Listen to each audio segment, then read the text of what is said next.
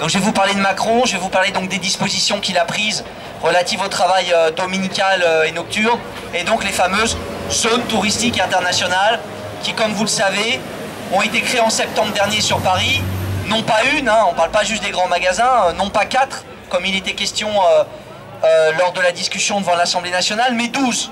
12, et y compris à des endroits aussi incongrus que les Olympiades, Beaugrenelle, Bercy Village, qui, comme vous le savez, sont extrêmement fréquentés par les touristes.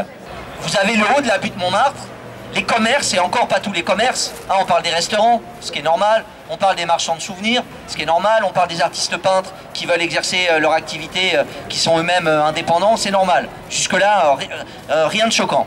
Le problème déjà, c'est qu'on a vu qu'au fur et à mesure des années, hein, vous avez tout un tas de commerces en périphérie, et qui ne sont pas d'ailleurs nécessairement des commerces indépendants.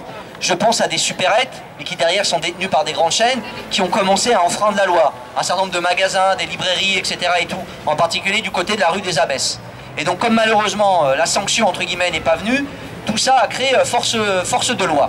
Donc qu'est-ce qu'il a fait Macron? Macron, en magicien qu'il est, il a transformé non seulement la zone touristique de Montmartre en zone touristique internationale, il en a profité pour étendre le pourtour. Alors au début il avait énormément d'appétit, il voulait même que cette zone s'arrête en bas de la butte Montmartre, c'est-à-dire jusqu'au boulevard Rochechouart, pour englober des enseignes aussi importantes que, évidemment, lesquelles Tati, Darty, Carrefour, j'en passe Gibert, j'en passe et des meilleurs.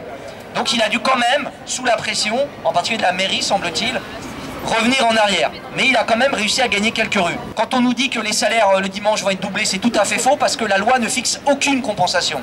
C'est l'accord qui va être négocié, ou au niveau de l'entreprise, ou sur le plan local, qui va fixer le montant de la compensation. Donc peut-être que certains auront droit au doublement du salaire, mais puis peut-être que d'autres n'auront droit qu'à 5%, et c'est tout à fait compatible avec l'esprit de la loi Macron.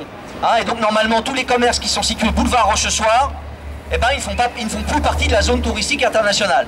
Eh ben, que nous dit Darty? Il nous dit, ah oui, moi, l'entrée de la clientèle, elle est située boulevard Rochechouart, mais j'ai une autre entrée, qui est celle du personnel, qui est située rue Serpette. Ah bah ça tombe bien, parce que rue Sevestre, pardon, rue Sevestre, ça tombe bien parce que rue Sevestre, il est justement dans la fameuse zone touristique internationale.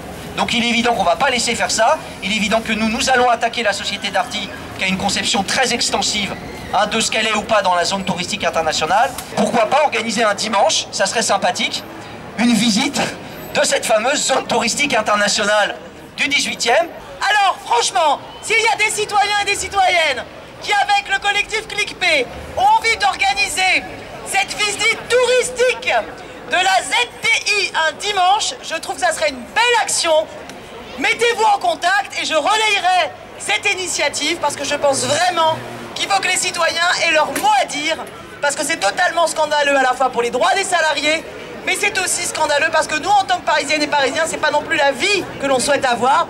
Le dimanche, c'est fait pour rêver, se reposer, s'émanciper et non pas à chaque fois consommer.